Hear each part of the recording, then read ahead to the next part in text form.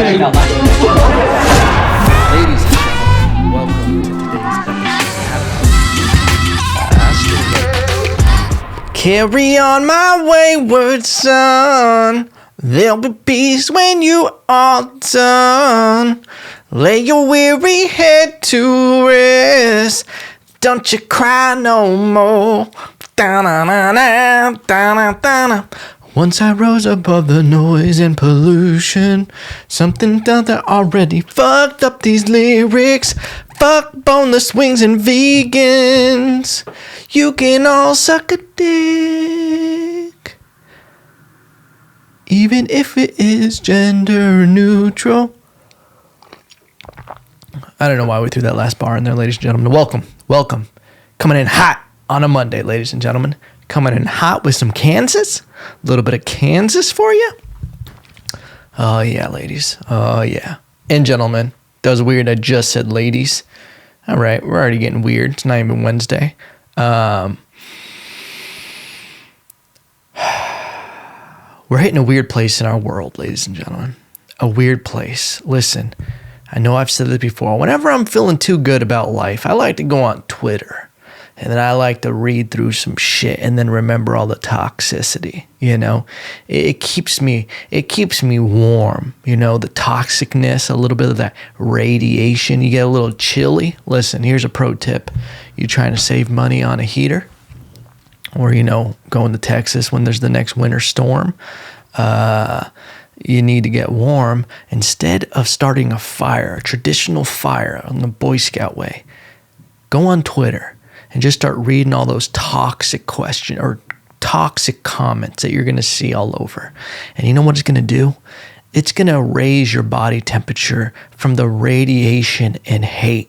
That's the secret to long life. Hate and radiation, you know?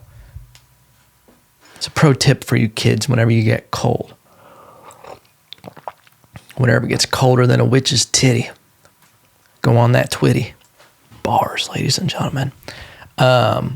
We've hit a weird place with society and social media. I'll be honest, your boy's almost at the point where I'm just ready to delete it all. Delete it all and just do the podcast and get weird. Just get a log cabin.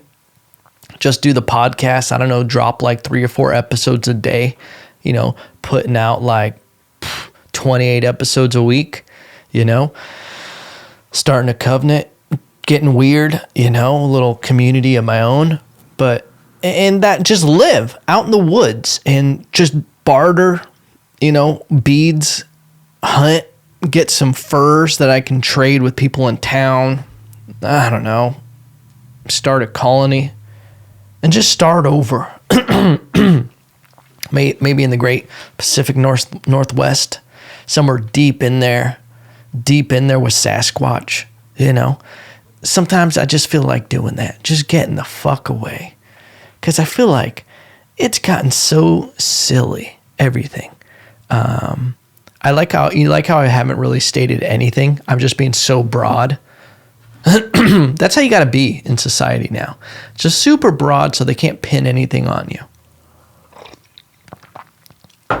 But no, I just have been seeing, we're hitting a point now. It's very interesting where with cancel culture and everything, it's reaching a fever pitch. We're getting to a place where it's like, this isn't going to be sustainable.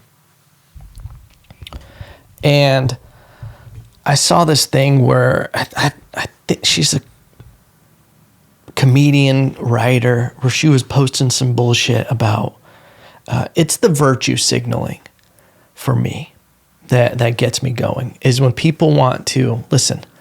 I don't know if there's many people who are for Asian hate. It's like the news catches on to these stories. You know, obviously there was that I don't know if it was in Ohio, but there was that spa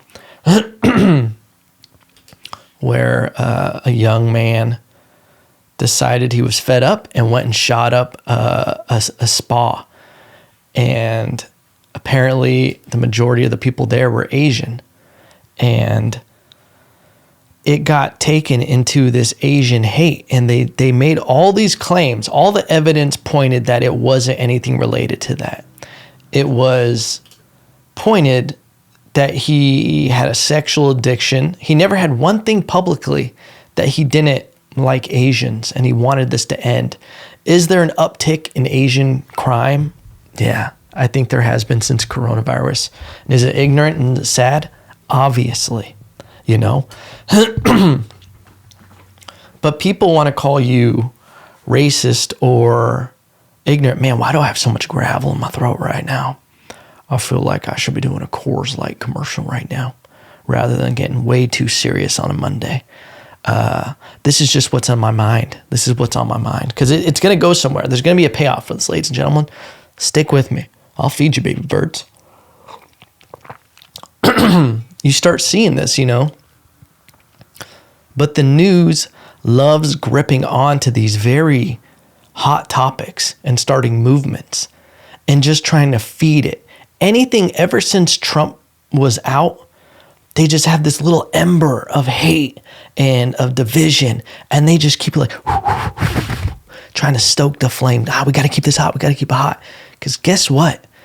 News ratings went through the fucking roof over Trump, over anything divisive, anything with protests and anything that could be controversial. They made so much fucking money off of it. And that's where it's all fucked up because I don't think the news should really get paid. I think the news should be about informing people. But for some reason, it's not completely their blame. It's our fault too, that we consume it, that we're naturally drawn to this violence and we're drawn to like fear-based media. And it's like it hits a dopamine rush in a bad way. I feel like when you read bad stuff, because it makes you just go, ugh, and it gives you a distraction, from your life. I think that has a lot to do with it, is like people, if they get emotional, I saw this good thing about toxic people. We all have toxic people in our life. If you don't have any toxic people in your life, plot twist, you're the toxic one. But how, no matter what, people who are toxic in relationships or anything, they're just like, they need conflict. They need this, that grit, that just toxicity. I've said toxic 1,000 times so far today. Any kind of like friction to make them feel important and to make them feel alive, to feel something. We've all been in a relationship with someone where they just wanted to fight just because they were bored. They just want, fuck it, it's Friday night. You want to go out? Now, why don't we just fight and stay in? Okay. That's the kind of thing. And for some reason, I think news does that to a lot of people, where you just let this like toxic stuff consume you. And you're like, you almost get off on being angry and upset on social media. Like I see it. And I even catch myself being caught up in it, not in like the virtue signaling of like, we need to do this and posting all this shit. But the opposite side, when I see it, I start reading more of it. And I'm just like, why? Why am I doing this? Like what I was saying about Twitter, like, why am I voluntarily, I don't know if that's a word. Why am I volunteering to put myself in a bad mood by consuming all this bullshit? And it happens with the news and everything. And we just like to watch the news and go, oh, that's so terrible. Oh my God, 7 killed in a fucking giraffe accident. How many little kids did the giraffe hit with its fucking big ass neck? Wow, it took out 3 at a time. That's very sad. Kind of impressive, but it's very sad. It was a strike, bars. But like, sorry, I'm dying, ladies and gentlemen. This is probably got it. Probably got that vid, that good old fashioned vid. But what I was tying this into is that the news does this, where the news should be accountable for what they say that's wrong, rather than, I've seen it where articles are forced to add a revision to it, and they'll put on the bottom of the article up an updated fact, but they don't have any repercussions. They'll retract articles with ever having to make a public statement, or they'll bury it through their links on their website the fact that they had to retract false information. It's a great quote by Denzel Washington, where he talked about how the news and information, it's not about education, information. They don't care about being right. They just care about being first. And then he says, if you watch the news, you're misinformed. And if you don't watch the news, you're uninformed. And which I thought that was just a bar and a half right there. And I feel like that's what we need to push for. And it goes against free speech. And it just gets so muddy because it's not an easy thing to fix. Because then where do we go into the trouble of the freedom of speech and the freedom of press? Because I do think that once you become a profiting company, and maybe, you can do some stuff to keep the lights on, but you got to look at, you're educating the masses. It's a very powerful position. Look at like teachers. It's a very important, powerful position. You're shaping the minds of the youth. I think the news is shaping the minds of the adults that were probably miseducated as kids. And just, they don't have to be as kids. Everybody's fucking ill-informed. I just feel like the news should be accountable, and all this bullshit where they can just post all this stuff and get people riled up. Like, how many people have been killed out of retaliation because of something they saw on the news? It's probably a pretty insane number. And just the emotions that people go through when they feel a certain way because of what they've seen on the news repeatedly. Think about coronavirus. There was, in the beginning, I was scared. I'm man enough to admit that now. We thought this shit was going to kill us. We thought it was terrible. We thought that COVID was going to hide your kids, hide your mama, because they're killing everybody out here. And just the amount of stress and cool word for Gen, I don't know, whatever kids are into, the amount of trauma, emotional trauma that has been put on people through the news, just spewing bullshit for profit by clicks. The news gives two shits about actually informing you and helping you. They just want your click. They just need that advertisement money because they're a business. And what are they supposed to do? Make money. And that's how they do it. And I just think it's, there needs to be some kind of balance in it. And the point I was making was tying this back in is that there was this spa shooting spree that they linked to Asian hate when blaming it on coronavirus. It's a pretty big reach. There was no evidence. You didn't have a manifesto.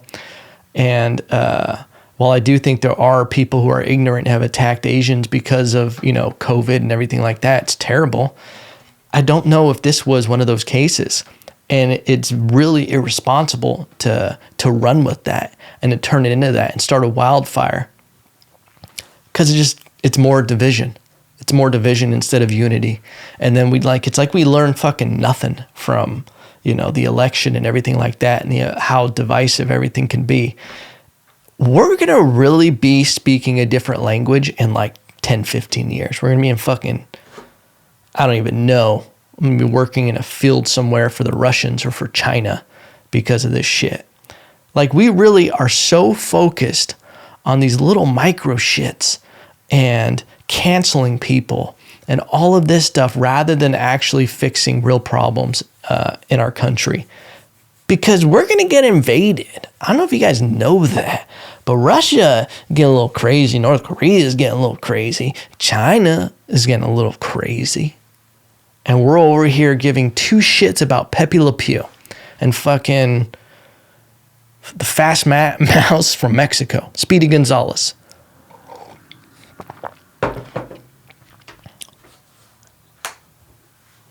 It's crazy that we can't even make jokes about so much stuff is just becoming off the table. And it's so weird. It's so weird because you have, the whole point I was bringing up, this comedian writer, she started posting about how it's important, like, that, what was his name? He was a comedian that was auditioning. He got on the SNL, but they found a sentence that he said in an old podcast, making fun of Chinese people or Chinese food or something like that. And this girl was just virtue signaling completely on Twitter. And then someone posted a screenshot of a tweet she put in like 7 years ago where she says, I made like vintage pad thai, but no, I didn't put dogs in it. So it was just like, she's over here in one tweet in the left hand saying, we're just, making Asian hate okay. But then she's, with stereotypes and all of this stuff. But then in the left hand, she's over here saying that she didn't put pad thai or dogs in her pad thai. Okay. It's so much horse shit. And people just virtue signaling for the sake of virtue signaling. And honestly, I think it's a lot of these businesses. Sorry, this is not a comedy podcast today. We're going to have to change this to like the TED Talk series. EvTalk, welcome to it.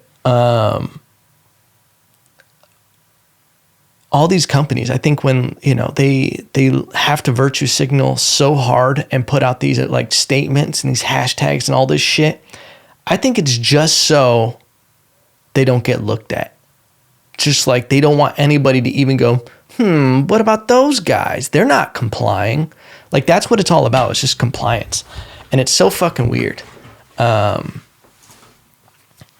you remember in the Bible that, I don't really remember the book word for word, but you remember when there was the lamb where you would have to sacrifice the lamb and put the blood over your door? So I forgot what it was with the Holy Spirit. What is this? We're going to find this. Lamb's blood on doors. It was during the plague. The first 4 plagues affect all the land of Egypt. God told Moses to tell the Jewish people that they could stop the 10th plague by sacrificing a lamb and marking their doors with blood so that the angel of death knew which were the Jewish families and only killed the Egyptian children. Oh, cool. Cool, God. The Pharaoh's own son was also killed by the plague. But this is what it feels like cancel culture is with all these businesses. It's like businesses put their hashtag over their door, no matter what it is, whatever is in the cancel culture sphere. So when the angel of death, cancel culture, comes around, they're like, okay, they're in line. Because if not, they'll jump at them. They'll start looking through some old shit, which is crazy because it's companies like Nike. Like these places have sweatshops. And we're just like, oh, well, they put the hashtag, so they're good. But here's the other side. I don't think we should be canceling people who are actually trying to change. Like we don't give any room for people to become better people. It's just nuts. And here's when the point I'm trying to make overall is that now we're getting to a point where we're starting to cancel people within cancel culture, like people who have been trying to virtue signal and do so much stuff. We're starting to cancel them. So like, I think the snake is starting to eat its own tail, which is good, right? Like we want people to be like, oh, okay, maybe this isn't ridiculous because the mob is going to come for you. It seems like no matter what you are, who you are, what you do, where you are, Dr. Seuss, shit, canceled. Dr. Seuss, you canceled. It's just going to come for you. Once you hit a certain point in your life and you're somewhere in the public sphere, you're going to get canceled. I'm going to try to cancel myself and then go out to the woods. Dude, there's part of me that would love to do that. Just live out in the woods. Just raise my children out there. Just fucking teaching them how to hunt and fish.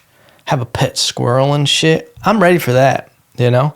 This whole living within society thing, it's getting old. I don't know if I would want even a cult, to be honest with you guys, you know? Because that's like what goes hand in hand is you talk about living in like a log cabin, living out in the middle of nowhere, getting away from society. It always gets culty. You know, things just get a little weird when you have free range. All right. It's just going to get weird.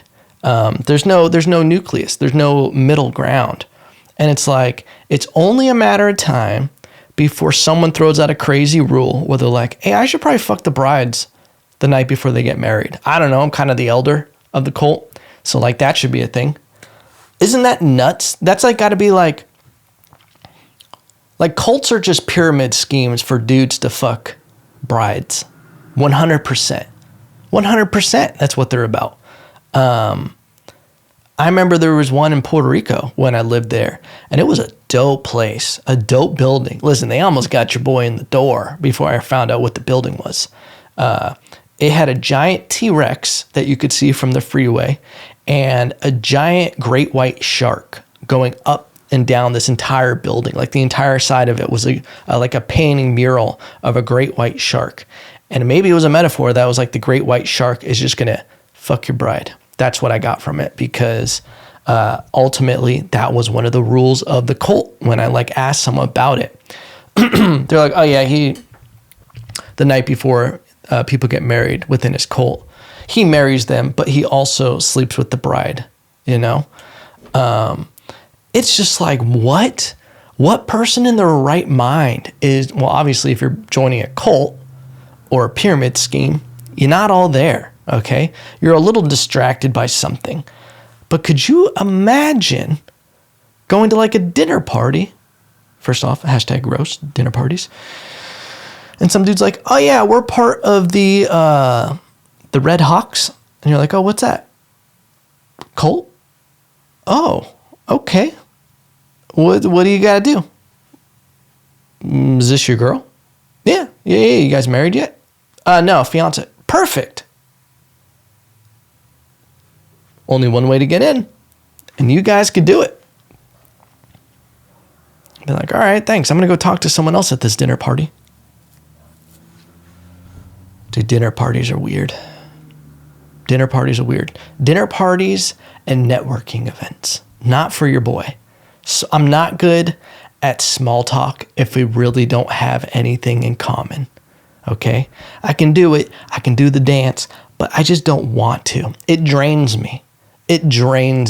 Okay? It's like I'm just leaving the car on and I'm revving the engine while it's in park. And I'm just like, ugh, I'm just wasting gas here, you know? The worst is when you're talking to someone and they're making eye contact, like looking around the room while they're like pretending to listen. And you're like, oh man, you don't want to be here either. Or they're just so not self-aware to where they're just, what you're saying to them is going in, and you can tell they're just waiting for their opportunity to talk back. And you're like, man, this isn't a real conversation. Never been one for dinner parties. Dinner parties and networking events. I don't give a shit how your vacuum company got started. I'm not interested. Sorry, ladies and gentlemen. We just went off on this one, huh? Really talking about cancel culture. I feel like it's important. And it might not be important in the big picture. We're just one group of people listening to the podcast. We're growing every day, baby. We're growing every day, our listeners, okay? And it's very, I know I always get emotional when I talk about this. And I always thank you guys, because sometimes I look at the information, you know, we just crossed another milestone, and it is a beautiful thing. I've never been one to put out numbers or anything like that, but we just crossed a milestone that I'm very happy with, and it's crazy to me that people listen to this podcast. And I always want to make sure I try to do it good. I always try to take it serious. Getting feedback from you guys means a lot. Which is why if I do decide to move to the log cabin, I'll give you guys the address, you know. And you guys ever want to come down, get weird, maybe we could become pen pals, because by the time I move into a log cabin, I'm getting off the grid, okay? You can't trail me down, all right? You're going to be like, well, you know, other people ask me how to get there. I'm going to be like, you see that line of trees pointing to the Pacific Northwest? And I'm going to be like, just start heading in that way. And if you're good, you'll find it. follow the smell of crackling wood smoke, because I'm gonna be smoking food, living in squirrel furs and shit. Oh, I can't wait. Little coonskin hat. I'm ready for it. I'm here for it. But yeah, I appreciate everybody listening to the podcast, everybody who's subscribed, reviewed. It means the world to me. Always going to try to be getting better at it, having more guests. And obviously right now, my entire apartment is turned upside down right now. This is the only thing that has not moved because I'm like, I got to wait until the last moment to take apart the studio so I can still podcast and everything. But once we're in Texas, I'm going to try doing more stuff with this. But yeah, I think with the whole cancel culture thing, I think why it affects me is because obviously doing stand-up, and I actually did my first stand-up gig. It was half in person, half streaming. I forgot what it was streaming. Oh, Facebook. And I loved it. I loved being back doing, jokes in front of people and everything. But this whole cancel culture thing of canceling people over tweets and over things they say and out of context directly affects the ability to do stand-up. And it also affects relationships, because if we're not honest with each other, we're constantly tense over how we can communicate, and we start leaving reality.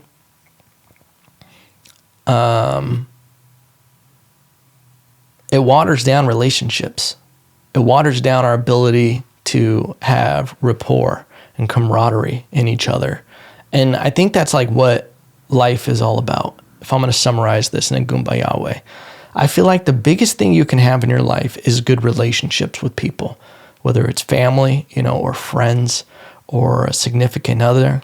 Like, you need to have a community of people that you have rapport and camaraderie with.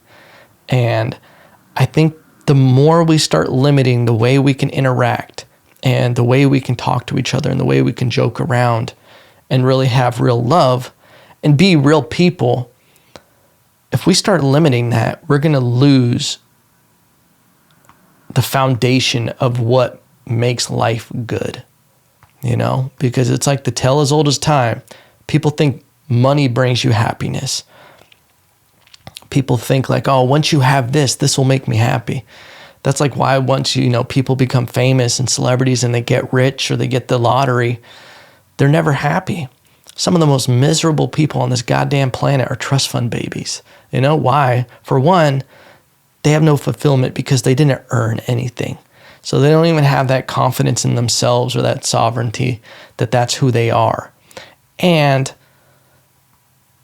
when you get in a situation like that of being celebrity or something, you have no people around you who are into you for who you are. And that like goes back to like camaraderie and rapport of like how important it is to be able to have real relationships.